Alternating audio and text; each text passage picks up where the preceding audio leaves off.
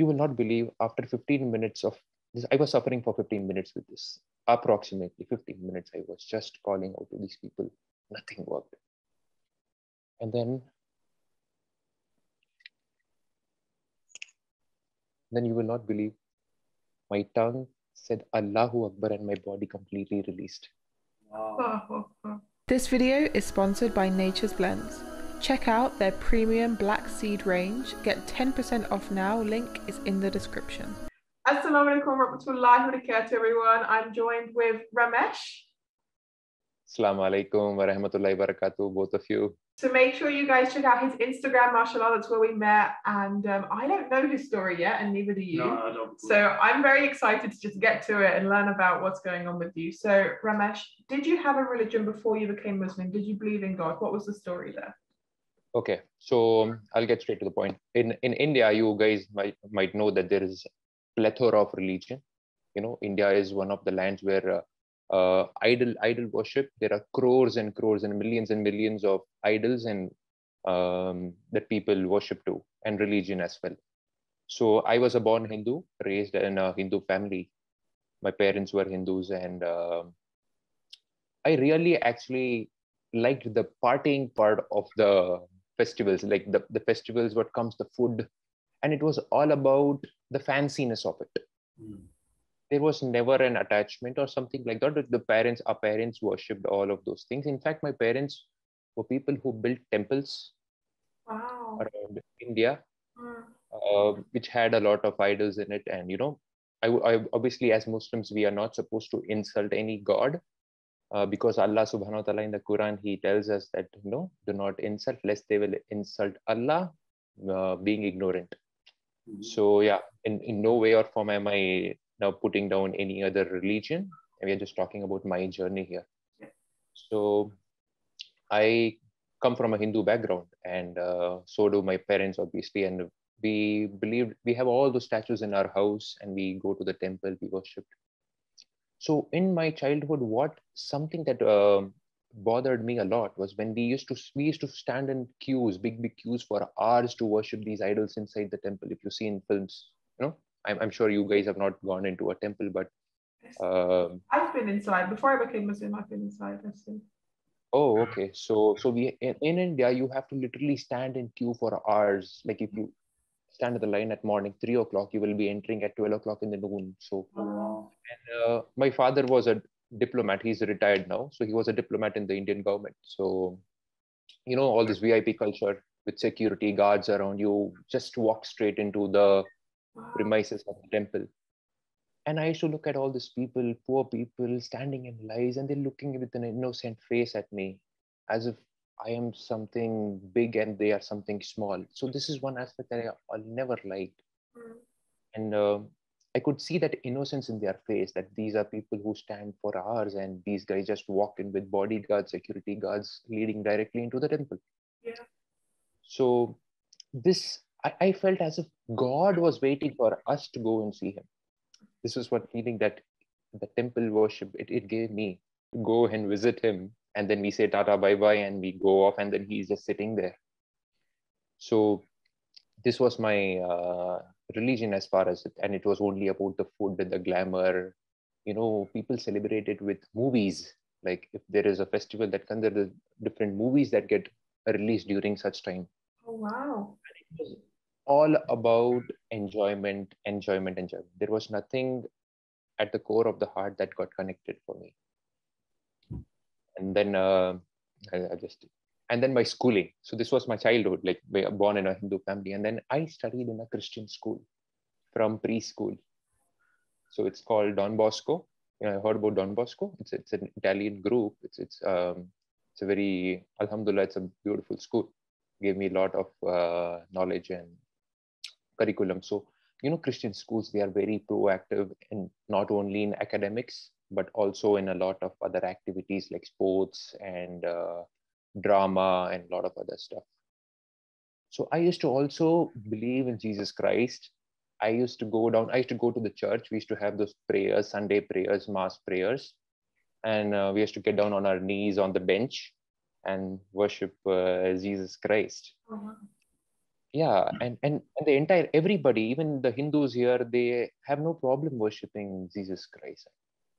But then all of a sudden, then what happened for me was Islam was the only religion for me, which was I was Islamophobic.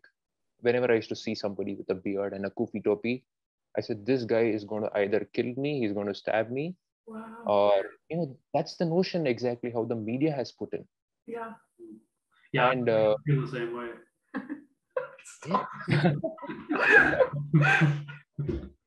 and if you see the butcher shops in India and Pakistan, they're all run by people who have big beards and they have wear this lungi around, and it gives it. And in the movies they show it the same way, that these guys are committing crimes. So the entire notion about Islam in my country, the media has kind of messed it up. Oh. Yeah. So we were all scared. Still people are scared only by looking at the Sunnah of Prophet Muhammad sallallahu alaihi wasallam. But the Quran, the Hadith, nowhere has reached people's eyes. Forget hearts. It has not reached people's eyes. They have not read it. People have not read it. People don't know the Hadiths and what Islam actually guides us to. People have not identified the shaitan, the evil voice that comes within every human being and asks us to provoke us to do a lot of wrong stuff. People have no idea, are not able to distinguish between the right and the wrong because Islam has been misinterpreted.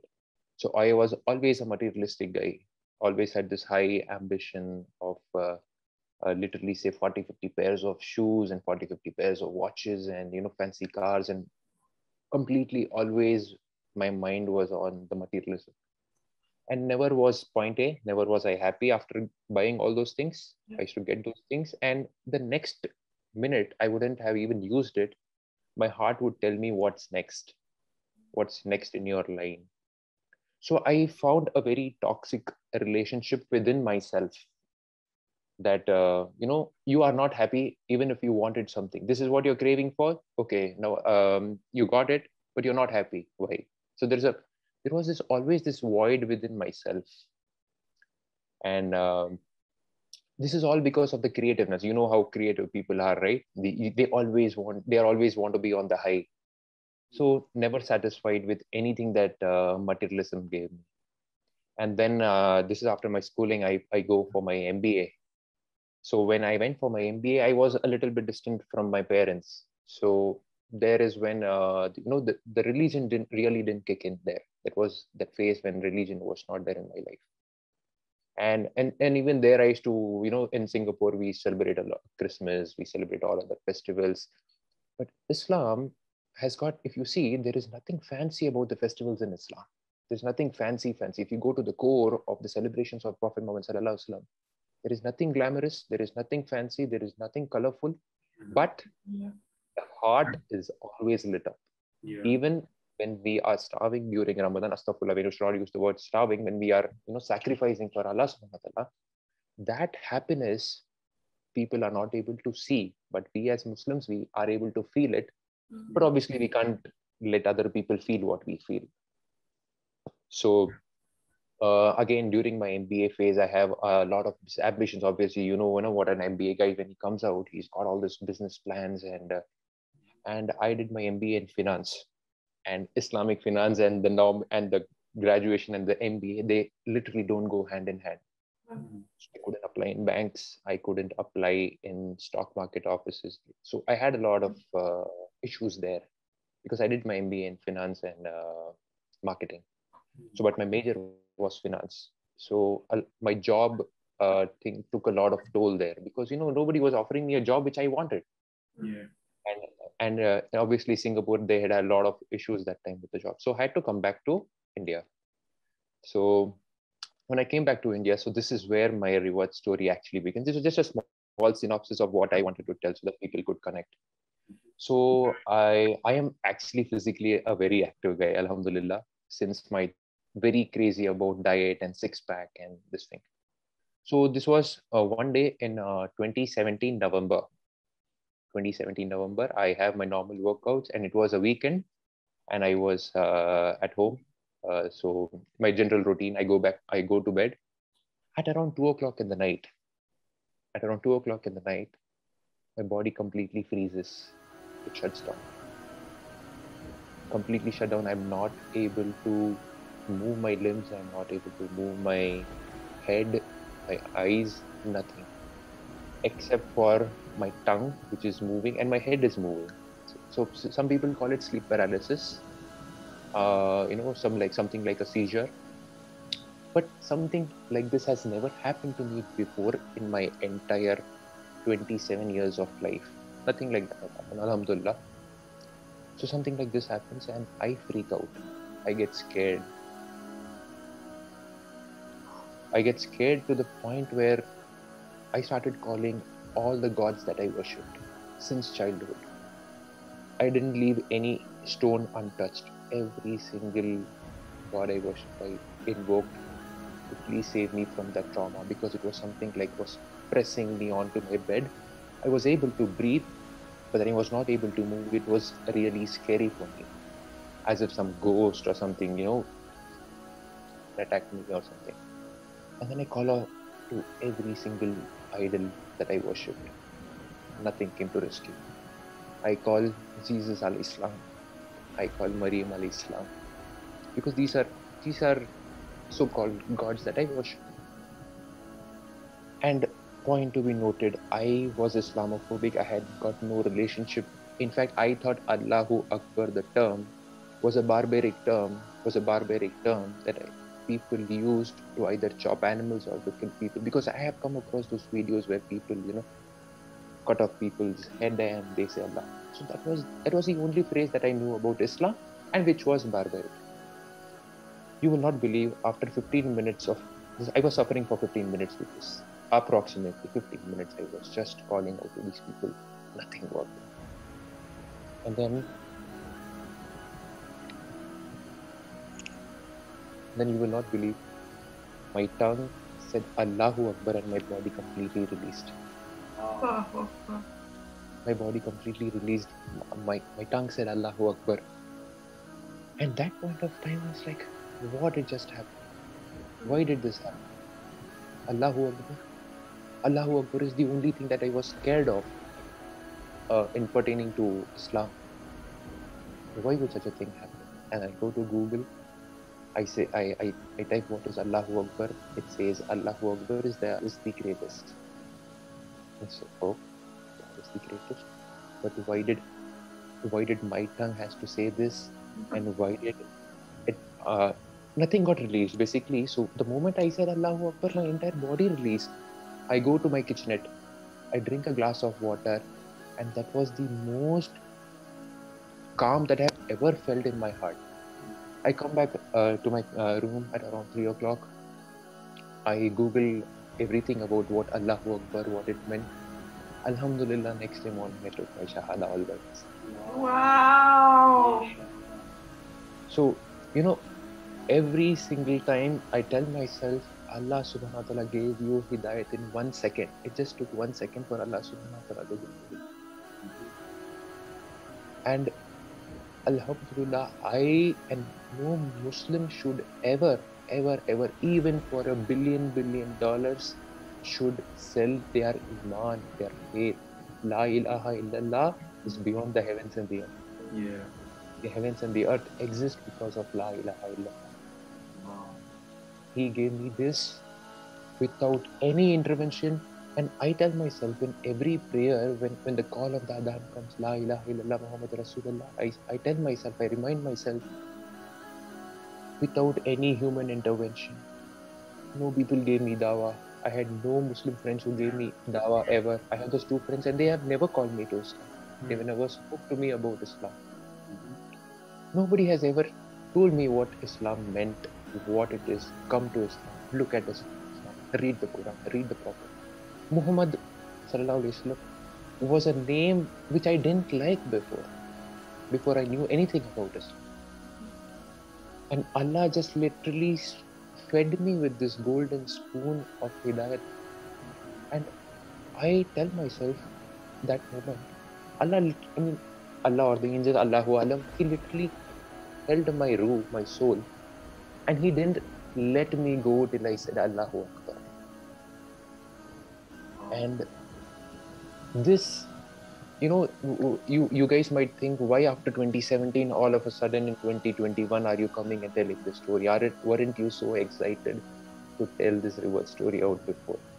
So there was the waswas of the shaitan telling me, what do you want? Fame? Telling people that Allah subhanahu wa ta'ala gave you hidayat like this? I had to literally have a battle with me for all this while. And now I question myself, what if you pass the next day? This beautiful story might spark people's heart. Yeah, to 100%. a better of It's inspiring. It's so inspiring, mashallah. And this is what exactly Allah subhanahu wa ta'ala's kun means for me. Yeah. Allah said kun and be, and it is. Yeah, mashallah. And then what happens? So this is my reward story. So I would also want to add of what happened to my mom, dad, and my brother. So we are 4 of us. So then what happens? I start reading the Quran. After all this happens, I start reading the Quran and I really get scared. Because as a new reward, you start reading the Quran, you are really scared what is written in the hellfire, the disbelievers. Yeah. And my mom and my dad were really strong on the other side. Their faith was strong on the other side. So every night I used to cry, I used to get scared. Yeah. But there is something, Allah guides whom He wills. When this verse used to come in the Quran, Allah guides whom He wills. That used to give me some kind of calmness. So like, you cannot do anything. Yeah. Guidance for your parents and your brother is not in your hands. It is with Allah subhanahu. And that is when I was just praying my tahajjud and my fajr salah. I was not praying all my 5 prayers. When I got Islam, this is the first 1 month after I got Islam. I was just praying my fajr and my tahajjud salah. You will not imagine, I used to cry in my tahajjud. I used to be in prostration for an hour, literally in an hour, because alhamdulillah, I've got strong shoulders. And I used to cry for my parents' hidayat and my brother's hidayat. Within the next 3 months, my brother takes the Shahada in February 2018. Allahu Akbar. Without my intervention. Wow.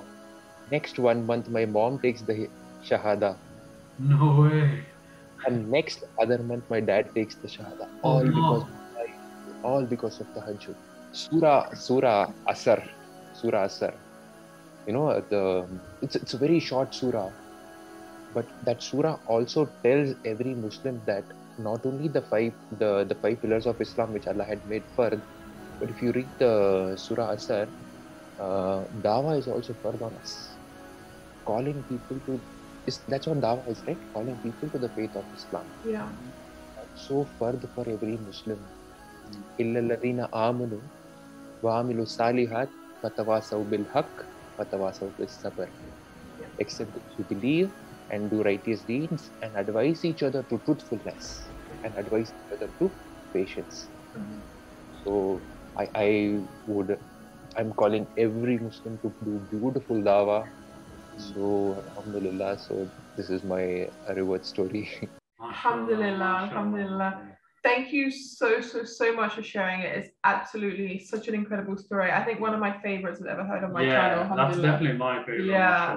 Yeah. It's so amazing, and Allah's guided you in such a special way, and with that gift Allah's given you, I think it's very important for you to share your story, and inshallah you'll make more content. Guys, make sure you follow him on Instagram. I'd like to see you making more content, inshallah. Yeah, May Allah bless you both, bless our ummah and whoever is going through a lot of difficulties during this pandemic. May Allah lift all the barriers for us and bless us with this hidayat and keep us in His hidayat till we reach Him in Jannatul Firdaus al-A'la. Ihdina as-siratal mustaqim. Jazakallah khair. Thank you so much, brother. Thank you, brother. Assalamu alaikum, everyone.